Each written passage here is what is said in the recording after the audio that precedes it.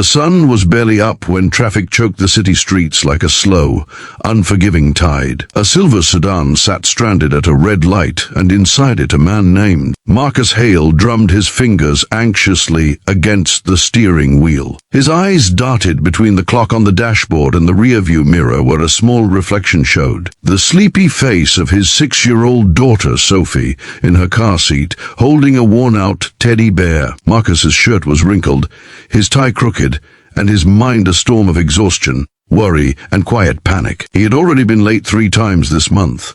He couldn't afford to be late again. Not today. Not when his job was all he had left to keep their world from collapsing. As the light finally turned green, he pressed harder on the gas pedal, but fate had already decided otherwise. By the time Marcus ran through the glass doors of Echelon Dynamics, the clock had struck 9:17 a.m. The front desk receptionist glanced at him with pity. She didn't even need to say it.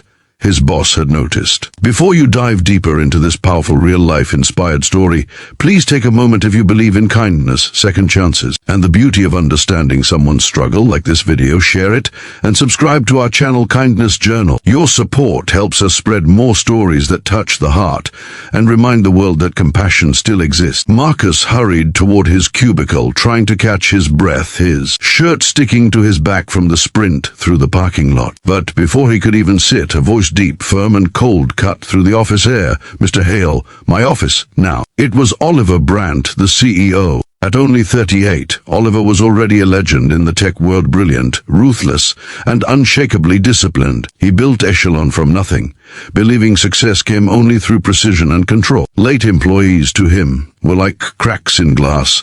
They weakened the whole structure. Marcus followed him silently, the weight of his mistake pressing down like a stone on his chest. Oliver didn't even sit. He stood behind his glass desk, hands in his pockets, his eyes sharp and unyielding. "This is the 4th time this month you've arrived late," he said, his voice smooth but cutting. "Deadlines don't wait for anyone, Mr. Hale. You know the policy." Marcus swallowed, his voice trembling. I know, sir. I'm sorry. My daughter's school bus broke down and I had to."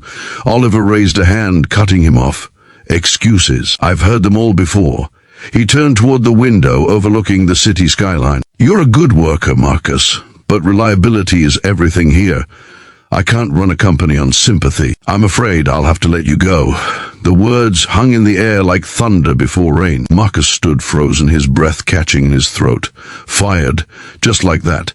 He had no savings left, no backup plan. Sophie's medication, the rent, the groceries, it all flashed through his mind in an instant. He wanted to beg, to explain, to say that being a single dad meant juggling 1,000 storms at once.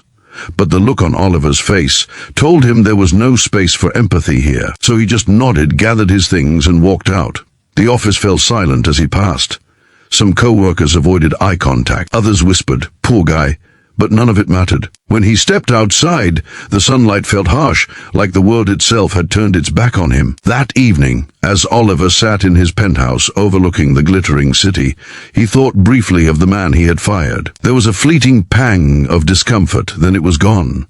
In his world, emotions were distractions. Results were what mattered. He sipped his scotch, returning to his reports, unaware that this ordinary night would soon challenge everything he believed about success, loyalty, and humanity. The next afternoon, Oliver had to attend a charity event hosted by one of Echelon's partners, a children's hospital. Fundraiser held in a downtown community center. It wasn't the kind of place he usually went. He preferred marble halls and boardrooms over gym floors and folding chairs. But appearances mattered, and so he went. As he entered, the laughter of children filled the air, echoing between the walls painted with bright murals of stars and clouds. Volunteers moved about, setting up tables and distributing snacks. And then through the corner of his eye, Oliver saw him, Marcus. He was kneeling beside a small table, surrounded by kids in wheelchairs and hospital gowns. His sleeves were rolled up, paint smudged across his hands. He was helping them build something out of cardboard and old wires, a miniature robot, powered by a tiny battery. The children's eyes glowed with excitement as it buzzed to life and rolled across the floor. Marcus smiled, not the defeated, tired smile Oliver had seen in the office, but a real one, pure and full of warmth. Oliver froze. What was his former employee doing here? He approached quietly, blending into the small crowd of parents and volunteers. A nurse beside him noticed his curious look and whispered, "That's Marcus Hale. He comes here almost every day after work, or at least he used to. Teaches the kids little engineering projects, fixes their broken toys, repairs hospital equipment for free. He's a single dad, his daughter's one of our patients. Bright little thing, but she's been battling a heart condition." Oliver's chest tightened. "His daughter?" he asked, his voice lower. The nurse nodded. "Yes, Sophie. That little girl over there, the one with the pink scarf." Oliver looked and saw her. Sophie's small frame sat on a chair beside her father, her thin fingers helping him solder a wire. Her face lit up with joy. She looked fragile, but her laughter was full of life. Marcus wiped sweat from his brow, guiding her hands gently, patient and loving. It was clear now. The late mornings, the tired eyes, the quiet desperation. Oliver stood there, longer than he meant to, watching in silence as father and daughter worked together. Something inside him cracked a memory long buried. He remembered being a boy once, waiting at the hospital for hours as his own mother worked double shifts to pay the bills after his father left. He remembered how the world had seemed cold, how no one had ever given her a break. That night, Oliver couldn't sleep. His penthouse, usually a symbol of victory, felt empty. The view that once inspired him now only reflected loneliness. He poured himself another drink, but it did nothing to quiet the echo of Marcus's laughter with his daughter. For the first time in years, the CEO who thought he had everything realized how much he had lost along the way: empathy, understanding, connection. The next morning, before sunrise, Oliver drove to the community center again. The doors were locked, but through the window he saw Marcus inside early, repairing an old wheelchair under a flickering light. Oliver hesitated, then knocked.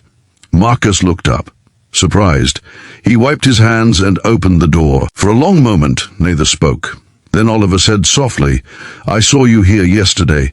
Marcus tensed, unsure what to say. "I volunteer here when I can. It helps me feel useful."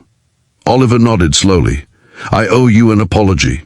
Marcus blinked. "For what, sir?" "For not asking before judging. For firing a man who was fighting harder than I could ever imagine." He paused, the weight of humility in his tone. "I built my company on discipline, but I forgot that sometimes strength looks different. It looks like a father holding his world together for his little girl."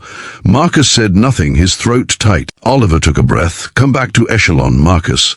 Not as an employee, as head of our new community innovations project. I want you to lead it, teach kids, repair hospitals, design devices that make life easier for people who need it most. You'll have full funding and flexible hours." Marcus's eyes widened. "Sir, I don't know what to say." "Say yes," Oliver replied simply. "You've earned it." Tears welled in Marcus's eyes as he nodded. "Thank you for believing in me." That evening, the sun dipped low over the city as Marcus and Sophie stood outside the community center, the golden light wrapping them in warmth. Sophie clutched her teddy bear and looked up at her dad. "Daddy, are you happy now?" she asked. He smiled, his voice trembling. "Yeah, baby, I think we both just got a new chance." And inside his car, as they drove home, Marcus glanced at his phone, a message from Oliver waiting for him. It read, "Some people don't need to clock in early to prove their worth. They already do more than enough." The message wasn't just from a CEO.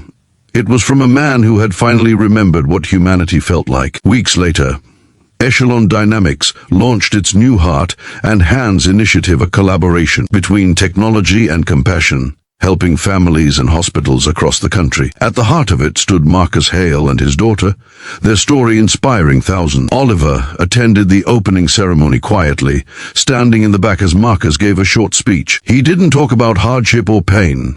He simply said, "Sometimes we're late because we're helping someone else stand on time. And sometimes the world needs to slow down long enough to see why." The audience rose to their feet, clapping. Even Oliver found himself wiping away a tear he didn't expect. If this story touched your heart, if you believe that kindness can change lives, that understanding can rebuild hope, and that second chances can rewrite destinies, please like this video, share it, and subscribe to Kindness Journal. Your one click might remind someone out there that compassion still matters. Special request. Tell us in the comments, what would you have done if you were the CEO?